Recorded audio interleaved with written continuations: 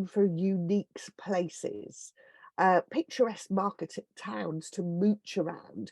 Yeah, mooch. So using that word mooch, it's softer, isn't it? And people know what that means. They know it's like, that's very relaxed. You know, they've got time in the day, and there's no particular object to it. And so it does sort of bring you into the right frame of mind. You've also got picturesque, or maybe award-winning, because you're wanting to say, oh yes, we want something a little bit better than normal.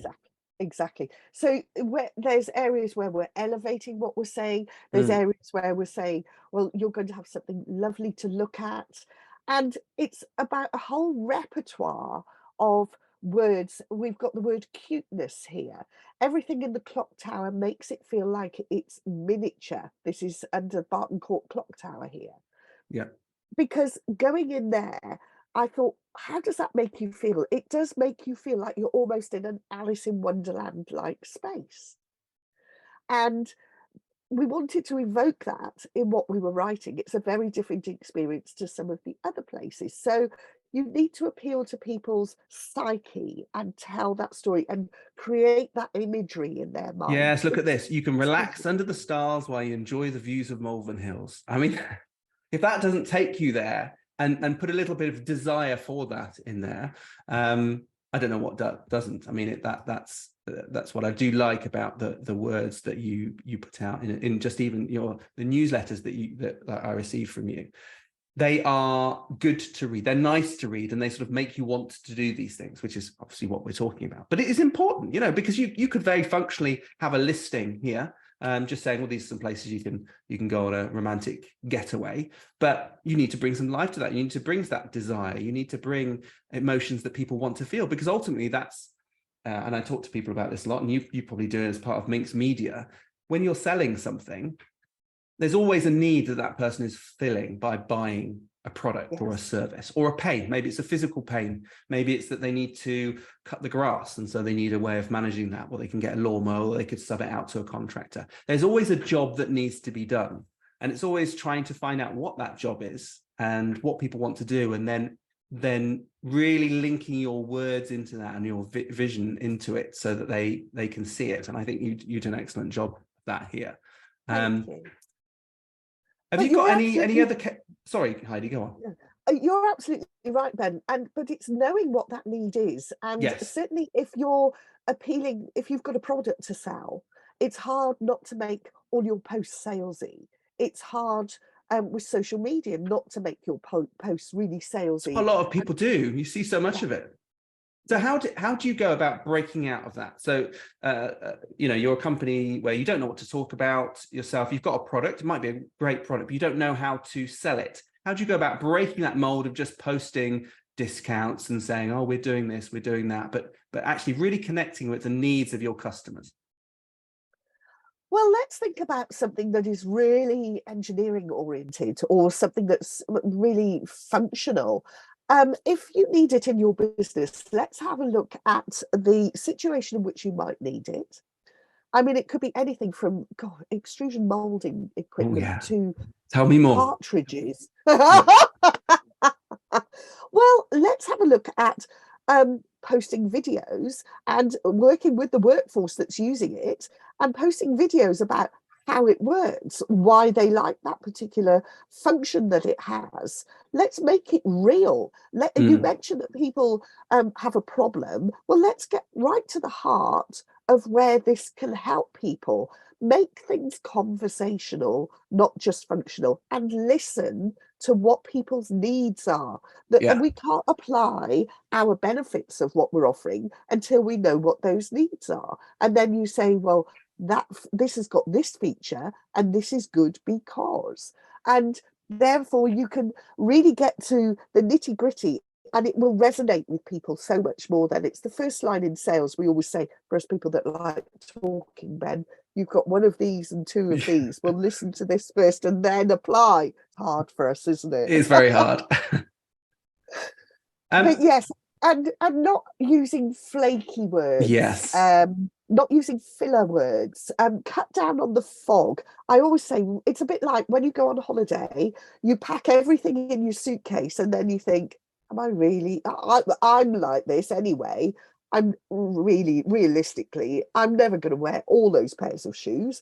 I'm never going to wear all those tops. I always end up wearing the same stuff in the day as I do in Yeah, the that's right. evening. Yeah. Sometimes I think I won't because I want the choice. I don't know what the weather's going to be like, but put it all down there, then take half of it out and take the fog out, because especially when you're reading something, people are scanning. They're looking subconsciously for words that are going to flick their switch. Yeah. Yeah, that's right. It's a good point, actually, because what we're talking about, some people might think using persuasive words is sort of flowering it up a bit and adding more to it. And I think you're very clear in saying, no, it's actually about stripping it back and adding in the right words, because actually with the right word, that can cover off the same as a couple of other words to get that same message across. Yeah. Or it can make people feel something. And ultimately, that's what we're trying to do. Is make them feel the way they want to feel, hopefully by reading it and then maybe by buying the product. Have you got any, I know might be a tricky one, but have you got any examples of persuasive words, sort of specific words that you really love? Yeah, well, I think we all suddenly realise that we're using the same words over again. And I've got to make sure that I'm constantly reading through things and striking out if I've used the word stunning too many times or picturesque too many times. So what I try and do is take out the negative words. So instead of the word but, I would use alternatively. I never wonder about things. If I'm writing an email and I'm trying to sell something to somebody, I say, I wonder if you would be interested. You kind of feel a little bit afraid to say. I thought you would be interested, because that's more assertive. And it says, I was thinking about you, instead I was just wondering. Yeah, just wondered over breakfast that you might know. I much prefer that, but also it's not definite, like you should have it. It's just I thought this would be a good thing for you. Yeah, absolutely. Yes, that assertiveness is important, because it will be read as woolly if you write it otherwise. And what does that say? If you read it as woolly, the perception is woolly. Yeah. If you read it as thoughtful, the perception is thinking. It's much more cerebral, isn't it? Yeah. I don't try not to use the word if. I use the word when. There's all these alternatives. I should actually, thinking about it, Ben, I could do a glossary, couldn't I? You could, yeah. Alternative words to use to be a bit more positive.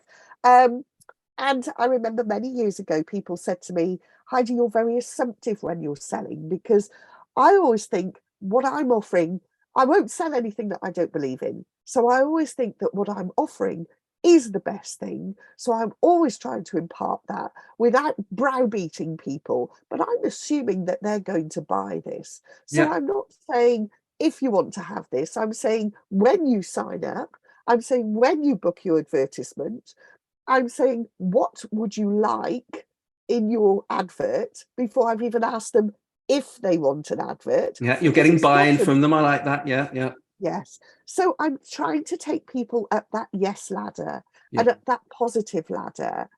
Obviously, we've done a little bit of marketing to them beforehand. We've shown them what we're doing. But when I think back when I first started, certainly with Eat, Sleep, Live 8 years ago, we had no product to show them. We produce guidebooks every year. We had no guidebooks to show them. So how do you sell a white space, fresh air, blank space? You have to put the things in place that are going to present that positively, unequivocally, so that people feel they really must go in it. And you almost say to them, using your language, you can't not be in this, really.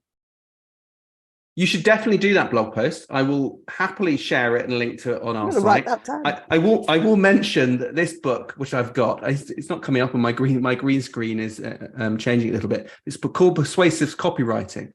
And what caught my eye in it is, it doesn't show up on my camera, but about halfway or partway through, it's got a table of persuasive words.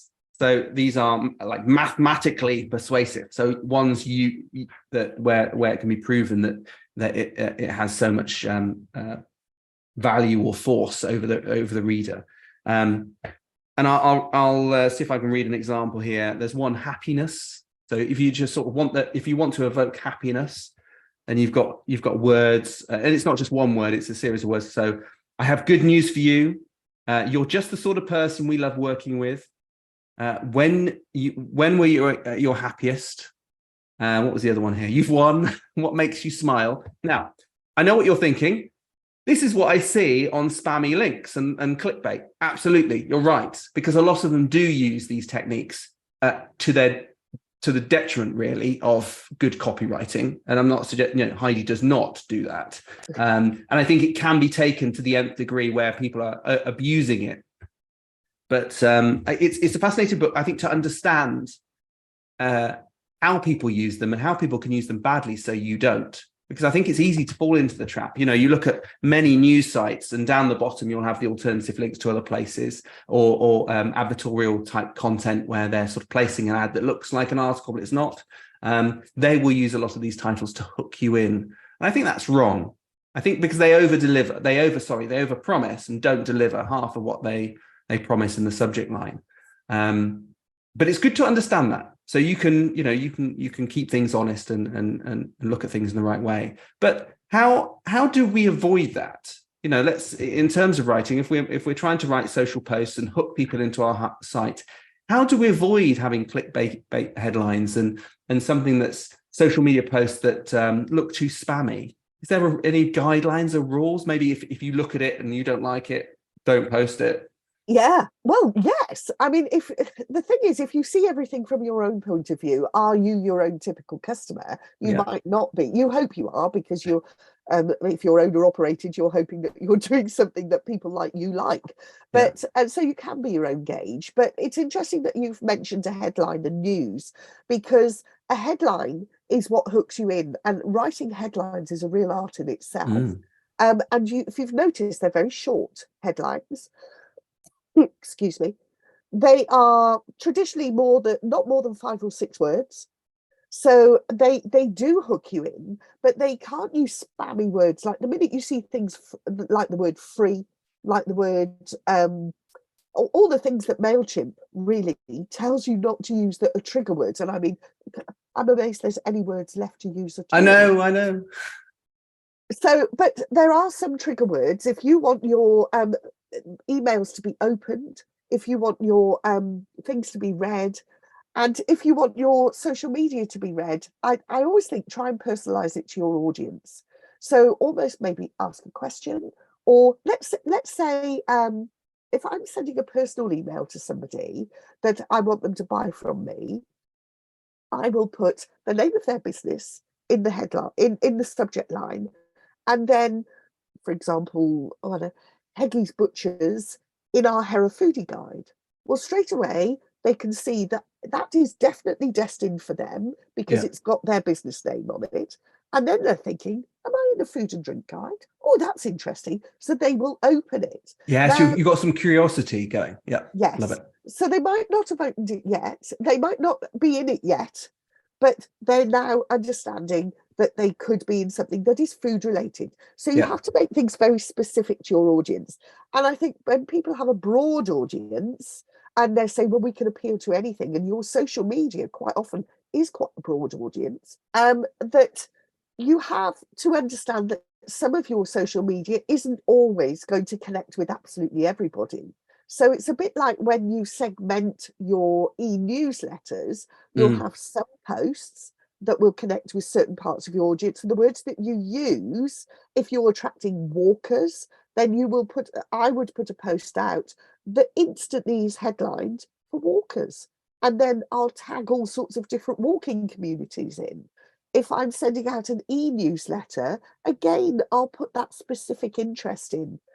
It's better to do something in a narrower channel and get a bigger reaction to it than to do something broad spec that is, again, foggy, fluffy, flaky, that doesn't really resonate with anybody. I think you're right. Certainly when it comes to producing anything, whether it's visual, whether it's copywriting, or even a website, being focused is so important. And there's so many people who say, when you ask them the question, who's your audience, who's your ideal customer, anyone, would you take someone who doesn't pay? Would you have someone who is awkward and maybe makes you do umpteenth revisions of the work before they pay you. No, you wouldn't. So it starts to narrow it down. But it also makes it easier for you to focus on delighting them in some way, or attracting them in some way, or just doing the writing, just doing the job in the first place. When you're trying to appeal to everyone, it's bland. Yes. You know, you get, and dare I say, you get something like McDonald's, which is appealing to everyone. And it's not great, but it's a baseline. I don't know whether everyone would agree with that, but you know, I don't go to McDonald's very often. Nor me, ever. But it's a baseline. It's kind of like food is there. It's a known quantity, but it's not something you necessarily go seeking out unless you are one of my children. But you don't want to be in that area. That you want to reach out. You want to stand out from the crowd, and you know you're not established that. You need to be drawing in people, so you need to really focus. I think it's so important.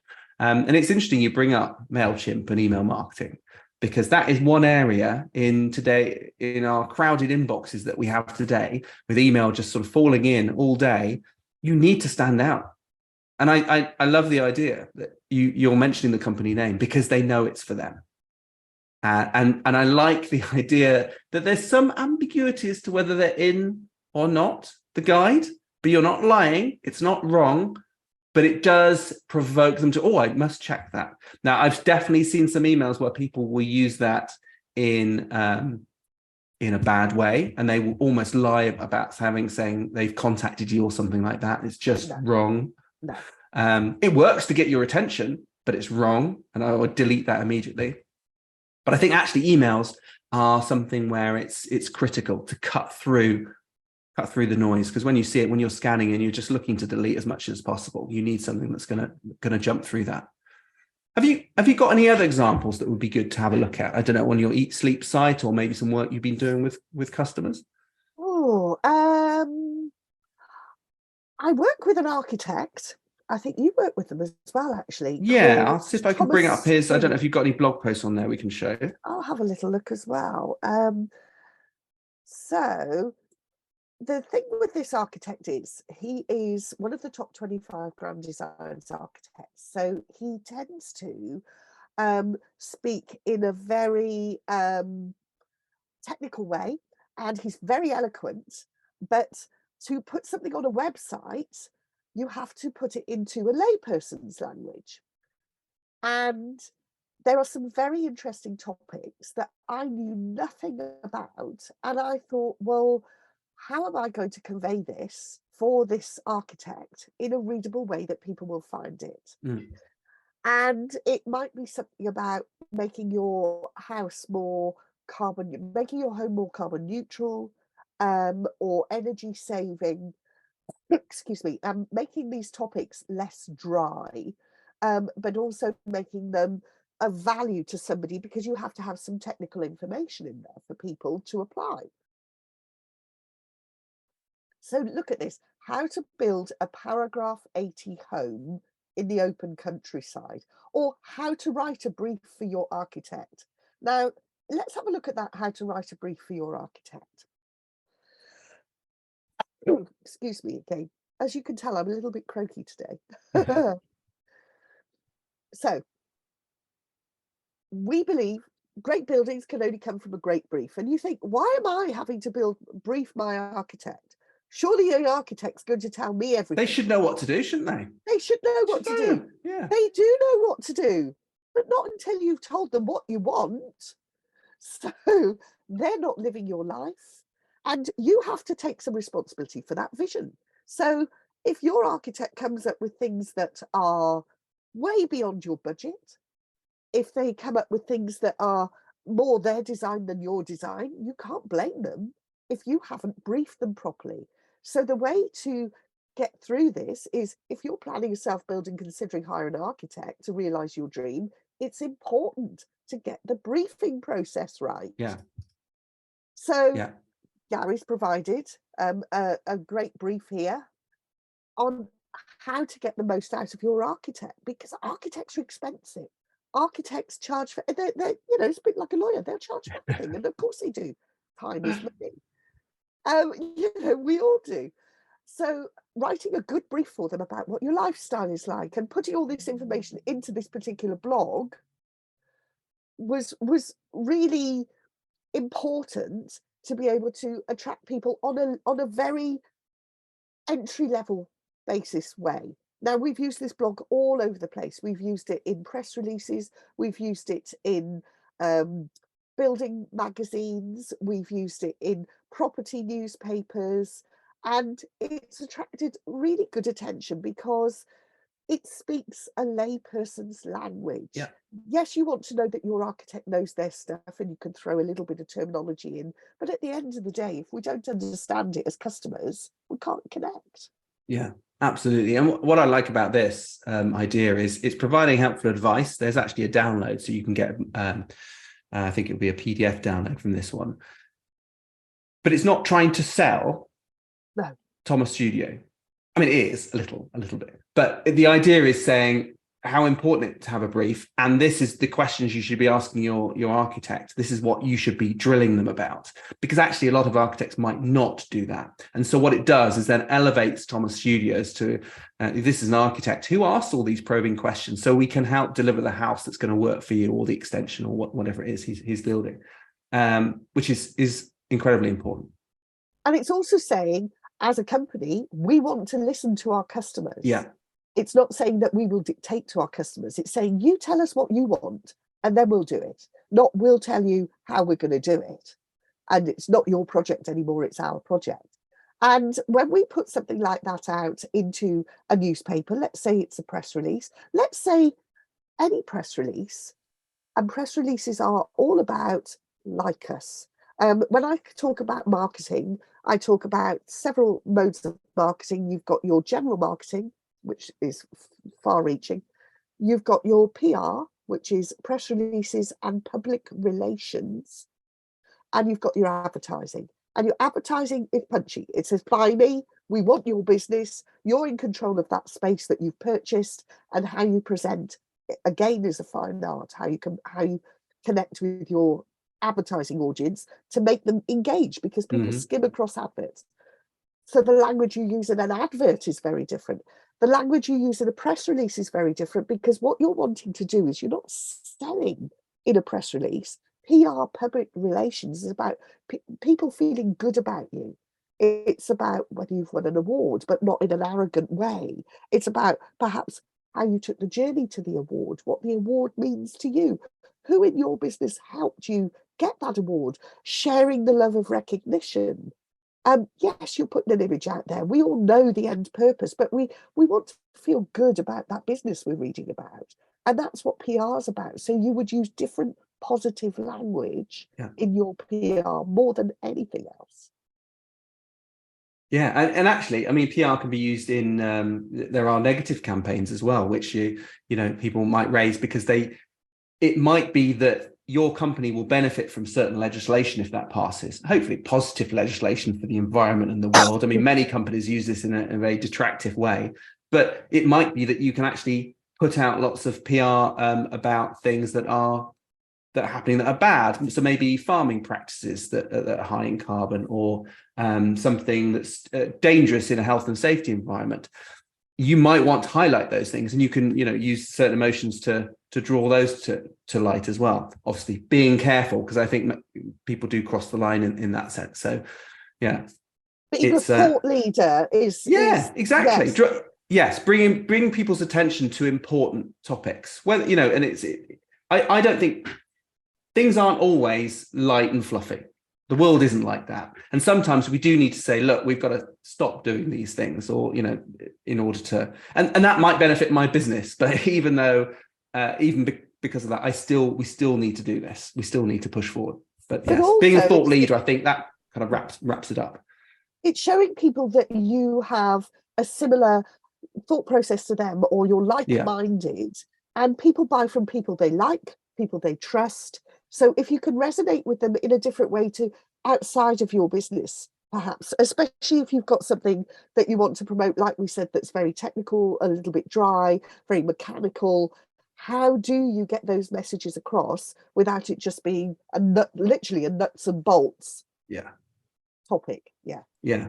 So to wrap that up, and then we might just touch on AI a little bit because we were talking about that before. Just bring it in to wrap up the conversation. But just to sort of finish off, what would you say? What are the key things that people need to think about when they are creating, let's say, a headline or a brief bit of text, which could be going on social media, it could be for a blog post, could be for PR. What are they looking to do to really get someone's attention? Okay, so a headline, I would say strip out the ofs, ifs, ands, and all those connecting words, and try to make your headline no more than 6 words. And that's really, really hard. Yeah. Think about a newsletter headline and think about the words that are going to connect with your specific target audience. Don't think about connecting with everybody. It's only, you want quality, not quantity, to come back to you. So they're your good customers then. In the body of whatever you're writing, again, pack it all in there, then take out half of it.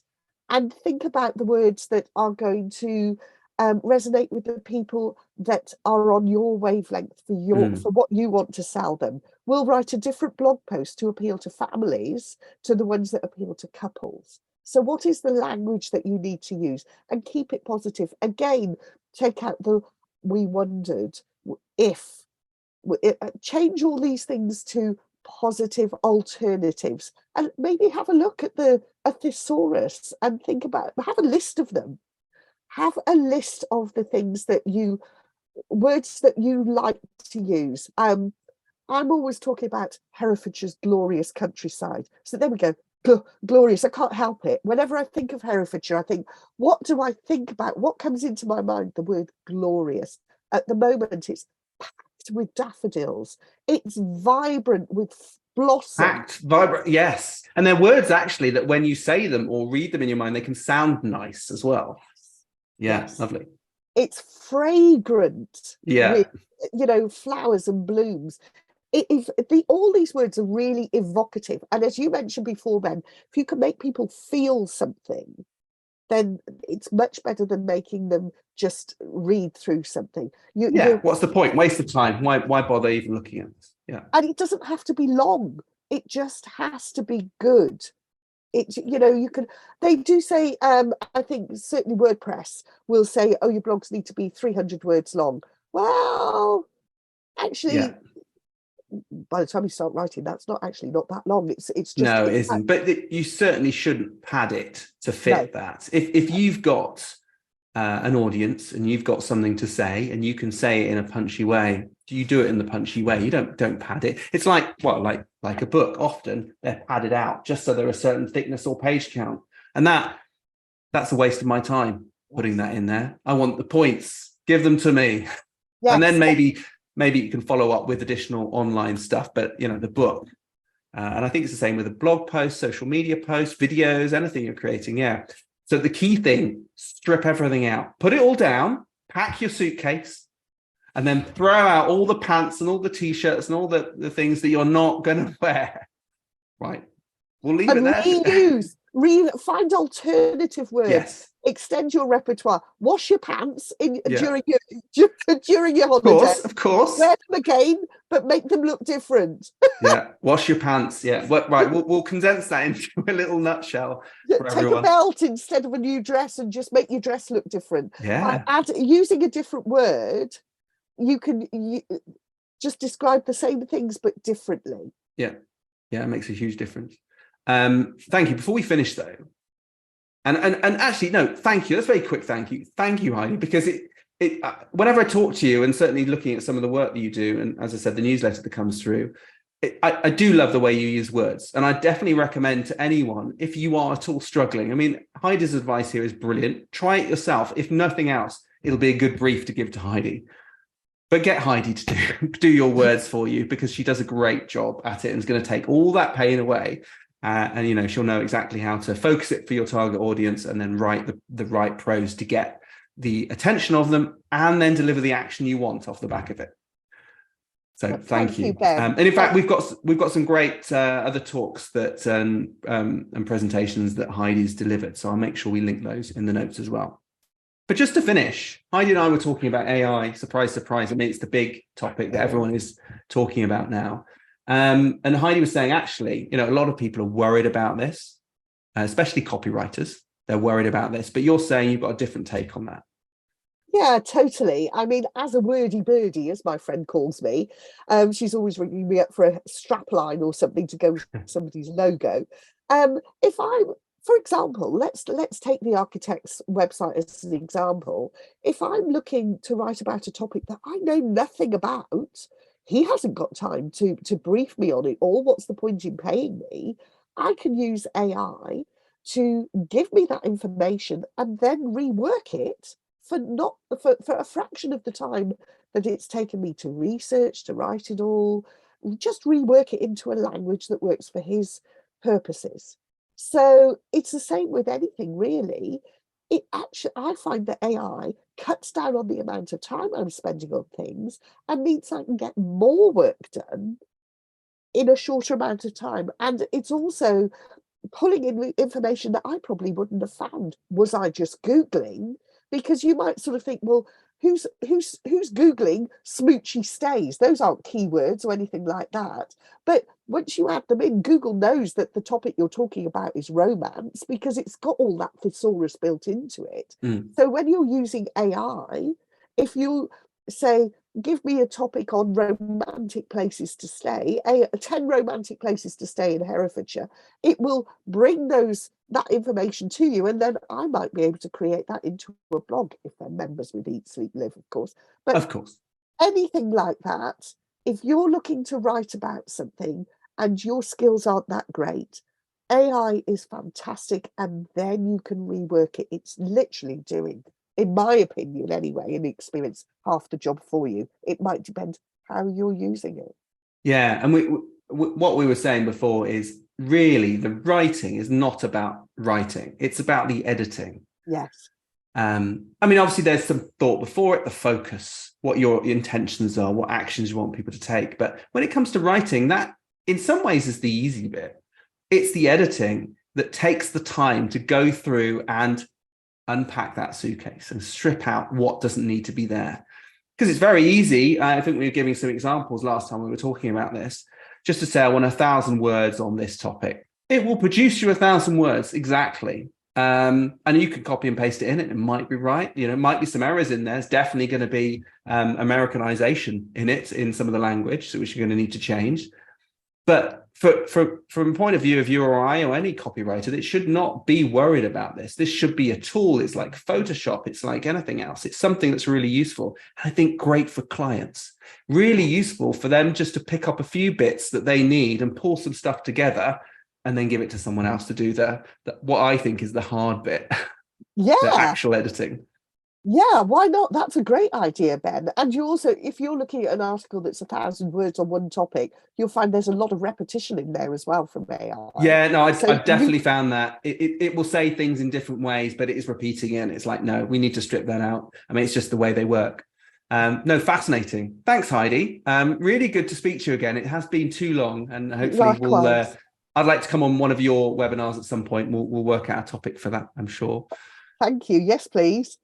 We are having a break for a couple of weeks. Claire's away, I'm away. So we thought, well, we'll just take a break for a couple of weeks. Let's take it easy. There's enough content there. We have got a lot. What was this? 80, we're on 87 now. So we've got a lot of content. So if you need something to look at, we'll make sure we link to all of the episodes in our back catalogue, which is on ratherinventive.com/club. If you remember, you can just log in there. We are starting to release some of our older episodes also on YouTube as well. So you can go onto that and look for them. And then obviously lots of free articles and videos as well on there. But otherwise, I think we'll be coming back online in just to the end of April from 10 o'clock every Friday. So if you've got a question for me or Claire or any of our guests who've been on, email support@ratherinventive.com. So thank you very much, Heidi. It's been great to see you. Thank you very much for everyone who's been watching, and we'll see you all at the end of April.